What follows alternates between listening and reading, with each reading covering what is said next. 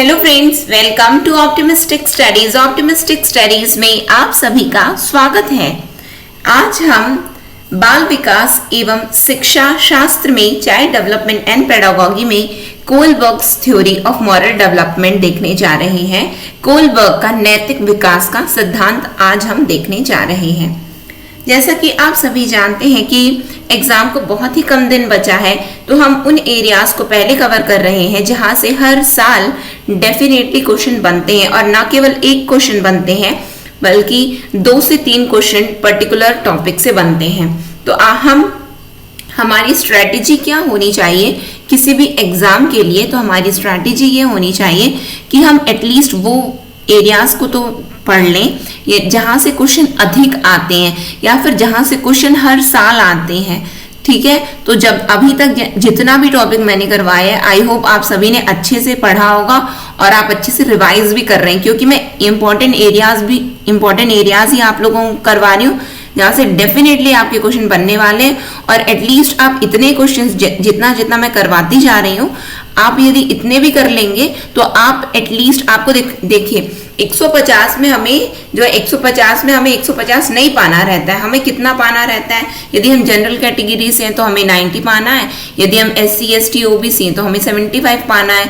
तो एटलीस्ट हम इतने नंबर्स को हम टच कर जाएं, हमारी प्रिपरेशन वैसी होनी चाहिए। ठीक है, तो फिर चलिए हम आज की क्लास को स्टार्ट करेंगे, जहां पे हम देखने जा रहे हैं कोलबर्ग का नैतिक विकास का सिद्धांत। तो Kohlberg's theory of moral development क्या है? तो जैसे कि जो बाल विकास के जो चरण होते हैं कि जो विकास कितने प्रकार का होता है, सबसे पहले हमने देखा था कि विकास कितने प्रकार का होता है। तो विकास जो है काफी प्रकार का होता है, लेकिन जिसे अधिकतर जो पढ़ा जाता है वो है फिजिकल डेवलपमेंट, यानी कि शारीरिक विकास हो गया। फिर उसके बाद सोशल डेवलपमेंट मतलब सामाजिक विकास हो गया। फिर तीसरा क्या आता है? कॉग्निटिव डेवलपमेंट, जिसको हम संज्ञानात्मक विकास के नाम से जानते हैं। और क्या होता है? और होता है हमारा इमोशनल डेवलपमेंट, यानी कि भावनात्मक विकास। और क्या होता है? मॉरल डेवलपमेंट, यानी कि नैतिक विकास। समझ में आया? तो ये जो एरियाज होते हैं ये ब्रॉड एरियाज होते हैं। अब देखो, कॉग्निटिव डेवलपमेंट में मैंने आप लोगों को पढ़ा दिया, क्या पढ़ा दिया कि जीन पियाजे ने कॉग्निटिव डेवलपमेंट में अपने सिद्धांत दिए हैं, ये मैंने आप लोगों को करवाया है। ठीक है, फिर उसके बाद मैंने आप लोगों को कॉग्निटिव डेवलपमेंट संज्ञानात्मक विकास का जो है व्योगत्स्की का भी मैंने आपको करवाया है। लेकिन उन्होंने सोशियो कल्चरल पर जो उनकी थ्योरी है उसको क्या बोलते हैं? सामाजिक सांस्कृतिक विकास बोलते हैं। ठीक है, सोशियो कल्चरल थ्योरी बोलते हैं, वो भी आप लोगों को याद रखना है। और लेकिन जीन पियाजे की जो थ्योरी उसको वो अवस्था का सिद्धांत है। अब आज देखिए, आज हम क्या देखने जा रहे हैं? मॉरल डेवलपमेंट में नैतिक विकास में किसने कहा है? तो कोलबर्ग ने कहा है। ठीक है, समझ में आया कि टॉपिक क्या है? तो कोलबर्ग का हम मॉरल डेवलपमेंट देखने जा रहे हैं, नैतिक विकास का सिद्धांत देखने जा रहे हैं। तो ये कोलबर्ग है कौन? आइए देख लेते हैं हम लोग। तो ये अमेरिका के हैं। अब तक हमने जितना भी देखा तो मैंने आपको क्या बताया था कि कौन कहाँ का, ये मैंने आप लोगों को बताया था। जैसे कि हमने जीन पियाजे का देखा, तो जीन पियाजे कहाँ के थे? स्विट्जरलैंड के थे। ये सब भी पूछा गया है ना, इसको भी आप लोगों को याद रखना है, एग्जाम में आया है, इससे भी क्वेश्चन बने कि ये कहाँ के हैं ये। तो ये कहाँ के? कोलबर्ग तो अमेरिका के। और क्या है? ये मनोवैज्ञानिक है। क्या है? मनोवैज्ञानिक, साइकोलॉजिस्ट हैं। और इनका पूरा नाम क्या है? Lawrence Kohlberg. पूरा नाम क्या है? लॉरेंस कोलबर्ग का नैतिक विकास का सिद्धांत स्विस मनोवैज्ञानिक जीन पियाजे के मनोवैज्ञानिक सिद्धांत का एक मूल रूपांतर है। इसका क्या मतलब हुआ? इसका ये मतलब हुआ कि जीन पियाजे ने जो अपना सिद्धांत दिया था, किसका? तो मनोवैज्ञानिक सिद्धांत जो उन्होंने दिया था, उसी को इन्होंने क्या किया? उसी को दोबारा इन्होंने थोड़ा मॉडिफाई करके उसको रूपांतरित कर दिया है। समझ में आ रहा है आप लोगों को? जैसे कि बोलते हैं ना कि मूवीज बनती हैं, मूवीज क्या होती? जो पुरानी मूवी होती है उसका बोलते रीमेक है। रीमेक है मतलब कि है स्टोरी वही, बस किरदार अलग अलग हो जा रहे हैं। ये ऐसे आपने सुना होगा, तो बस वही है। इन्होंने जो जीन पियाजे का जो सिद्धांत है, जो इन्होंने दिया था, जीन पियाजे ने जो सिद्धांत दिया था, कौन सा? इनको क्या बोला जाता है? जीन पियाजे को विकासात्मक मनोवैज्ञानिक बोला जाता है कि विकासात्मक मनोविज्ञान का जनक बोला जाता है इन्हें। ठीक है, तो इन्होंने जो अपना जो सिद्धांत दिया उसी का मूल रूपांतर किसने किया, तो लॉरेंस कोलबर्ग ने कर दिया। और कोलबर्ग के नैतिक विकास के सिद्धांत को अवस्था सिद्धांत भी कहा गया है। क्यों कहा गया है, क्योंकि जो जीन पियाजे थे, जीन पियाजे ने अवस्था का सिद्धांत सर्वप्रथम किसने दिया, तो जीन पियाजे ने दिया। किस तरीके से दिया, उन्होंने अपने ही बच्चों पर परीक्षण कर लिया और ये जाना कि होता क्या है कि जो बुद्धि का विकास होता है वो अवस्थाओं में होता है। पहले हम क्या करते हैं, हम पहले सरल चीजें सीखते हैं, बाद में हम कठिन चीजें सीखते हैं, फिर उसके बाद में ये तो ठीक है, ये तो उन्होंने माना कि अवस्था में जो है परिवर्तन होता है, लेकिन वो बुद्धि के रूप में क्या बता रहे हैं जीन पियाजे कि किस रूप, 0 से 2 वर्ष में क्या होता है, फिर 2 से 7 में क्या होता है, 7 से 11 और 11 से 15। इन्होंने डिफरेंट अवस्थाएं बांट दी और इन्होंने जाना कि किस उम्र में कौन सी बुद्धि का विकास होता है। ये हमने पढ़ा, इसीलिए क्या बोला गया है, अवस्था का सिद्धांत। और इनके वाले को अवस्था का सिद्धांत क्यों बोला गया, क्योंकि इन्होंने तो जीन पियाजे के सिद्धांत का ही मूल रूपांतरित किया है, इस वजह से इनके भी सिद्धांत को अवस्था का सिद्धांत कहा जाता है। और इन्होंने भी अवस्था पर ही विश्लेषण किए, अवस्था पर ही इन्होंने आगे अपना सिद्धांत दिया है। ठीक है, समझ में आ रहा है आप लोगों को। फिर इन्होंने माना क्या है, इन्होंने माना कि नैतिक व्यवहार जन्मजात नहीं होता, बल्कि इसे सामाजिक परिवेश से सीखा या अर्जित किया जाता है। वेरी इंपॉर्टेंट, आपके एग्जाम के दृष्टिकोण से यदि हम देखते हैं तो बहुत ही ज्यादा ये इंपॉर्टेंट पॉइंट बन जाता है कि जो नैतिक व्यवहार होता है, जो मॉरल बिहेवियर होते हैं, वो बाय बर्थ नहीं होता, कोई बहुत अच्छा जन्मजात नहीं है, बल्कि उसके आसपास के माहौल, अपने सामाजिक जिस समाज में वो रहता है वो वैसा ही सीख लेता है। ठीक है, बोलते हैं अरे यार कहाँ से आ गया उठ करके, लोगों के बारे में बोला जाता है कहाँ से आ गया पता नहीं, जानवरों की बस्ती से आ गया है, जानवर जैसा बर्ताव कर रहा है, ऐसा हम बोलते हैं। सामान्य रूप से लोगों को हम बोल देते हैं यदि कोई अच्छे से बिहेव नहीं कर रहा होता है तो वही इनका क्या कहना है कोलबर्ग का कि ये जन्मजात नहीं है नैतिक व्यवहार, बल्कि क्या ये सामाजिक परिवेश से सीखा और अर्जित किया जाता है। ऐसा ये पूछेगा तो आपको याद रखना है ना। और कोलबर्ग ने सर्वप्रथम नैतिक विकास सिद्धांत जो है 1969 ईस्वी में दिया और इसके बाद इसमें 1981 और 84 में संशोधन किया है। कब दिया है इन्होंने, तो 1969 को इन्होंने अपना पहला नैतिक विकास का सिद्धांत दिया और फिर बाद में 81 और 84 में उसी को संशोधित किया है इन्होंने। और लॉरेंस कोलबर्ग के नैतिक विकास के 6 चरण हैं। कितने चरण हैं बोलिए, एग्जाम में आया है। नैतिक विकास के कितने चरण हैं कोलबर्ग के अनुसार, तो 6 चरण हैं। इंपॉर्टेंट है ना, 6 चरण हैं। उसने पाया कि ये चरण सार्वभौमिक है, यूनिवर्सल है, सब में देखे जाते हैं, ये नहीं कि केवल एक बच्चे में देखे जाएंगे, सब में देखा जाएगा। ठीक, और इन 6 चरणों में से प्रत्येक चरण नैतिक दुविधाओं को सुलझाने में अपने पूर्व चरण से अधिक परिपूर्ण होता है।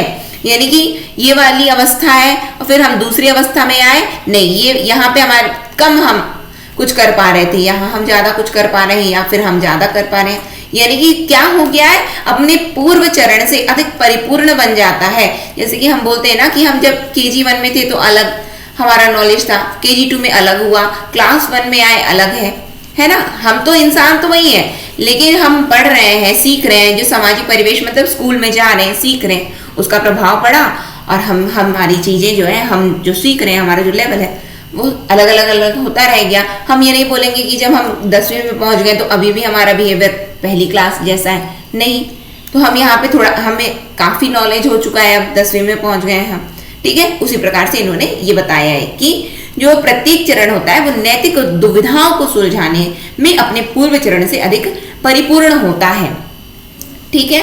फिर पियाजे की तरह कोलबर्ग ने भी पाया कि नैतिक विकास कुछ चरणों यानी कि स्टेप्स में होता है, कुछ चरणों में होता है। हमने देखा था ना, क्या देखा था, मैंने आपको स्टेप्स बताए थे कि कब क्या किया जाता है, किसमें मैंने आपको बताया था, जब मैंने पियाजे को पढ़ाया। पियाजे के जो स्कीमा, ये सब जो मैंने जितनी चीजें आपको पढ़ाई है ना, बिल्कुल रट डालना, क्वेश्चन बहुत ज्यादा आते हैं उससे, बिल्कुल एकदम रटा हुआ आपको होना चाहिए वो सभी चीजें, ठीक। तो पियाजे की तरह कोलबर्ग ने भी पाया कि नैतिक विकास कुछ चरणों में होता है।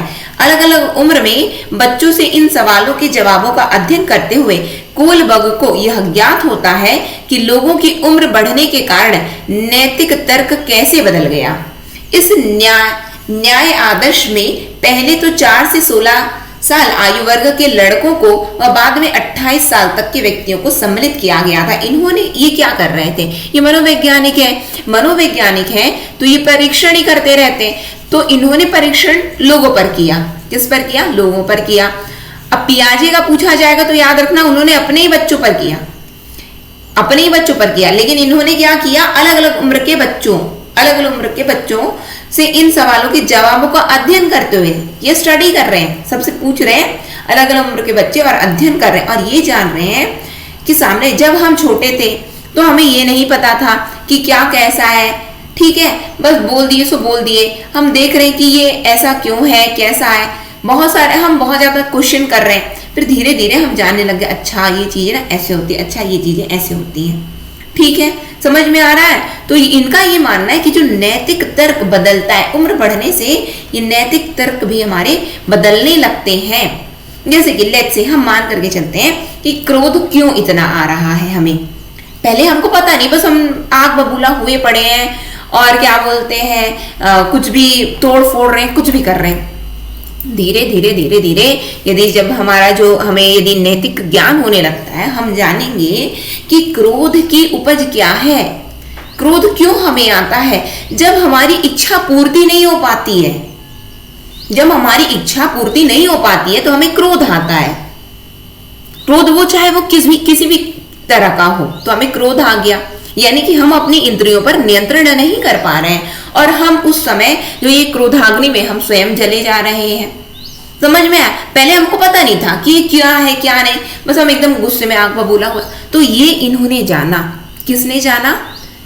कोलबर्ग ने जाना कि उम्र के साथ में ये नैतिक तर्क बदल जाते हैं, ठीक है। फिर नैतिकता से तात्पर्य क्या बता रही है कि सही और गलत में अंतर को स्पष्ट करना है। नैतिकता मतलब होता क्या है, नैतिकता मतलब क्या सही है क्या गलत है, इसके बीच का आप अंतर जान जाओ, यही तो नैतिकता है। एग्जाम में आप हो, एग्जाम हॉल में आप बैठे हो, आपको ये पता होना चाहिए कि चीटिंग करके पास नहीं होना है, मुझे अपनी मेहनत से पास होना है। आपको बिल्कुल ये चीज क्लियर है आपके माइंड में कि चीटिंग नहीं, मेहनत करूंगा और आगे बढ़ूंगा, कोई नकल नहीं करना है मुझे। ये होता है नैतिकता। आपको पता है कि ये चीज गलत है, मेरे को ये नहीं करना है। जैसे लोग धूम्रपान कर रहे हैं, बाकी आपके सामने लोग कर रहे हैं, लेकिन आपको पता है कि नहीं ये चीज ना गलत है, ये मुझे नहीं करना है। ये ना केवल मेरे शरीर को जला रही है, बल्कि मुझसे जुड़े जो जितने लोग हैं वो भी ये जानेंगे तो वो भी दुखी ही होंगे। ये मेरे माता पिता ने मुझे ये सीख नहीं दी है। ये होता है नैतिकता, ठीक। फिर नैतिकता समाज का वह तत्व है जिसकी उपस्थिति में सभ्य समाज का निर्माण किया जा सकता है। सभ्य समाज कैसा बन रहा है, सभ्य समाज कैसे बनेगा? जब नैतिकता आती है लोगों में, जब उनको पता है क्या चीज गलत है क्या चीज सही है, ये चीज हमें नहीं करना है। जब ये हमें ये पता है कि नहीं, जब हमको नहीं बोलना आ गया, नहीं ये नहीं करना है, हाँ तो बोलना आता है हर किसी को, हाँ ठीक है चलो कर देते हैं, नहीं ये गलत है, ये नहीं करना है मुझे, तो आप सही गलत का वहां पे भेद कर पा रहे हो। नहीं करना है मतलब कि आपको ये पता है कि क्या सही है और क्या गलत है, यही नैतिकता होती है और ये सभ्य समाज का निर्माण करती है।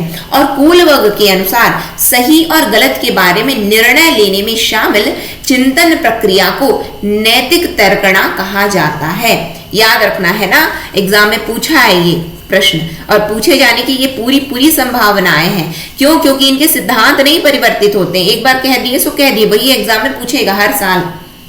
तो आपको ये याद रखना है कि कोलबर्ग के अनुसार ये जो सही गलत के बारे में जो निर्णय लेने की हमारी जो चिंतन प्रक्रिया है ना, उसको ही क्या बोला जाता है, नैतिक तर्कणा या मॉरल रीजनिंग कहा जाता है। पूछा जाएगा कि नैतिक तर्कणा क्या है कोलबर्ग के अनुसार, तो सही गलत के बारे में जो चिंतन प्रक्रिया है वही नैतिक तर्कणा कहलाती है। इंपॉर्टेंट बनेगा यहां से क्वेश्चन, ठीक है, इंपॉर्टेंट है ये एरिया। समझ में आया? आगे देखते हैं। सही और गलत के बारे में निर्णय नहीं ले पाने की स्थिति नैतिक द्वंद्व, दुविधा यानी कि मॉरल डायलेमा कहलाती है। ये भी इंपॉर्टेंट बनेगा। जब आप सही गलत के बीच में निर्णय ले लिए, आपकी जो चिंतन प्रक्रिया जो उसमें शामिल थी उसको मॉरल रीजनिंग बोलेंगे। क्या बोलेंगे? Moral reasoning. और जब आप द्वंद्व में है, दुविधा में है, क्या करूं क्या नहीं करूं, आपका दोस्त आपको दे रहा है, लो कुछ नहीं होता, सिगरेट पी लो। अब आप एकदम दुविधा, अरे यार पीऊं नहीं पीऊं, मन कर रहा है, दोस्त बोल रहा है, मना कर दिया तो बुरा मान जाएगा। अब दुविधा में हूं, क्या करूं क्या नहीं करूं, क्या करूं क्या नहीं करूं, तो उसको हम क्या बोलेंगे? मॉरल डायलेमा बोलते हैं। हम उसको नैतिक द्वंद्व या दुविधा बोलते हैं। अब आप नाम से भी समझ सकते हो वहां पे। अच्छा, द्वंद्व है, दुविधा है, यानी कि सही गलत के बीच में हम निर्णय नहीं ले पा रहे हैं। समझ में आया? सही और गलत के बीच में हम निर्णय नहीं ले पा रहे, तो वही क्या बन गया? नैतिक दुविधा या द्वंद्व या मॉरल डायलेमा हो गया। समझ में आया आप लोगों को? फिर क्या दिया गया कि बच्चों में नैतिकता 4 साल की उम्र से शुरू हो जाती है, जिसका मुख्य आधार डर, भय, दंड का प्रभाव होता है। लेट्स से हम मान कर चले, मम्मी ने कहा चलो बिल्कुल स्कूल से आए हो, अब हो गया बहुत खेलकूद हो गया है, अब बिल्कुल पढ़ाई करने के लिए बैठ जाओ। हम बैठ गए। क्यों बैठ गए हम पढ़ाई करने के लिए? यदि हम नहीं बैठेंगे तो हमें मार पड़ जाएगी, हमें मार पड़ जाएगी। कब हम ये विचार कर रहे हैं? जब हम छोटे हैं। जब हम छोटे हैं तो हम बिल्कुल बैठे हैं, अभी मम्मी बोल रही है पढ़ने के लिए बैठ जाओ, हम मोबाइल स्क्रॉल कर रहे हैं, बिल्कुल हमें एकदम निष्फिक्र होकर के बैठे हैं, कोई डर भय तो है ही नहीं। समझ में आया? तो इनका क्या मानना है, जो नैतिकता का, बच्चों में नैतिकता 4 साल की उम्र से शुरू हो जाती है। याद रखना है ना, इन्होंने अवस्था पियाजे ने भी कही है, इसी और पियाजे की ही जो उनके सिद्धांत थे उन्हीं को रूपांतरित किसने किया? तो कोलबर्ग ने किया। लेकिन पियाजे ने अवस्था कहां से प्रारंभ की थी? 0 से 2 वर्ष, 0 से 2 वर्ष। और इनकी नैतिकता का विकास, इन्होंने तो बुद्धि का विकास बताया है, संज्ञानात्मक विकास बताया है, और ये क्या बोल रहे हैं? नैतिकता का विकास 4 साल की उम्र से शुरू होता है। और ये होता क्यों है? क्योंकि हमें डर, भय, दंड का भय रहता है। टीचर ने कहा ये होमवर्क करके आना है, हम बिल्कुल करके जाएंगे, यदि नहीं करके जाएंगे तो मार पड़ेगी कल स्कूल में। डर की वजह से हम कर रहे हैं इस उम्र में, ठीक। तो कोलबर्ग ने पाया कि ये जो नैतिक विकास के चरण जो है वो सार्वभौमिक होते हैं, यानी कि पूरा विश्व विख्यात है, यूनिवर्सल है, ये सबके साथ में यही होता है, सभी बच्चों के साथ में, ये नहीं कि केवल एक बच्चों के साथ में, तो सार्वभौमिक है ये चरण, ठीक। और कोलबर्ग का विश्वास था कि बच्चे का नैतिक विकास विशिष्ट से सामान्य की ओर, यानी कि फ्रॉम सिंपल टू जनरल होता है। क्या है? इन्होंने ये पाया कि जो नैतिकता का विकास होता है ना बच्चों में, तो वो विशिष्ट से सामान्य है। क्वेश्चन बन सकता है यहाँ से, है ना, जहां जहां इंपॉर्टेंट है मैं आपको बताते हुए चल रही हूँ, यहाँ से क्वेश्चन बन सकता है कि कोलबर्ग ने क्या पाया कि नैतिकता का विकास कैसे होता है। इन्होंने ये पाया कि विशिष्ट से सामान्य की ओर नैतिक विकास होता है बच्चों में, यानी कि फ्रॉम स्पेसिफिक टू जनरल होता है। फिर इन्होंने नैतिक चिंतन के 3 बुनियादी स्तर बताए हैं। ये स्तर है और पुनः 2-2 चरणों में विभाजित किया। स्तर है, इन्होंने स्तर बताया, यानी कि स्टेज बताया। स्टेज कितना, स्तर कितना, तो स्तर होता है 3। चरण कितने या स्टेप्स कितने, तो स्टेप्स होते हैं 6। कैसे हुए? जो ये 3 है उसी को इन्होंने क्या किया है? विभाजित किया है। कैसे किया है? यानी कि एक चरण में 2, फिर दूसरे चरण में 2, फिर तीसरे चरण में 2, हो गया ना, 1 2 3 4 5 और 6। तो ये क्या है? तो ये चरण है, सॉरी ये स्तर है, ये स्टेज है, और ये क्या है? ये चरण है, यानी कि स्टेप्स है। समझ में आया? बिल्कुल गलत नहीं करना, ध्यान देना कि पूछ क्या रहे हैं हमसे। ये चीज आपको क्लियर हो जानी चाहिए, ठीक है। बिल्कुल गलत नहीं करेंगे आप लोग एग्जाम में। तो नैतिक विकास की अवस्थाएं क्या क्या है, आइए देख लेते हैं हम। स्टेट्स क्या है, अवस्था क्या है। तो नैतिक विकास की अवस्थाएं states of moral development Kohlberg के अनुसार अब हम देखने जा रहे हैं। क्या बताया गया है, इन्होंने स्टेट्स के बारे में क्या कहा है। तो कोलबर्ग ने नैतिक विकास के कुल 6 चरणों का वर्णन किया है, लेकिन उन्होंने 2-2 चरणों या उप अवस्थाओं को एक साथ रखकर उनके 3 स्तर बना दिए हैं। यानी कि पहला स्तर इन्होंने पूर्व परंपरागत स्तर कहा, यानी कि इसको रूढ़िगत भी बोलते हैं ना, इसको इस स्तर को रूढ़िगत भी बोलते हैं। यदि एग्जाम में रूढ़िगत लिखा है तो ये मत कंफ्यूज हो जाना कि नहीं नहीं ये तो परंपरा था, रूढ़िगत कैसे आ गया, नहीं वही होता है। तो पूर्व परंपरागत स्तर यानी कि प्री कन्वेंशनल लेवल बोलते हैं पहले स्तर को। दूसरे स्तर को परंपरागत या रूढ़िगत स्तर, ये क्या है, पूर्व है, ये नहीं है ना, तो ये कन्वेंशनल लेवल है। अब उसके बाद में क्या है, पश्चिम परंपरागत स्तर यानी कि पोस्ट कन्वेंशनल लेवल आया। यानी कि यहाँ पे मान करके चलो ये कन्वेंशनल है यानी परंपरा है, इधर पे आया तो प्री हो गया, पूर्व हो गया, इधर पे गया तो पश्चिम हो गया यानी कि पोस्ट हो गया। ये समझ में आया, है कन्वेंशनल सब यानी कि परंपरागत सब सभी हैं, लेकिन पहले हुआ तो वो प्री होता है, बाद में हुआ तो पोस्ट होता है। समझ में आया, इस तरीके से इन्होंने विभाजन किया है। फिर इसके बाद में इन्होंने पूर्व परंपरागत यानी कि लौकिक स्तर को किस तरीके से बताया, लौकिक स्तर, रूढ़िगत स्तर, परंपरागत, इस तरीके के ये स्तर होते हैं, ठीक है।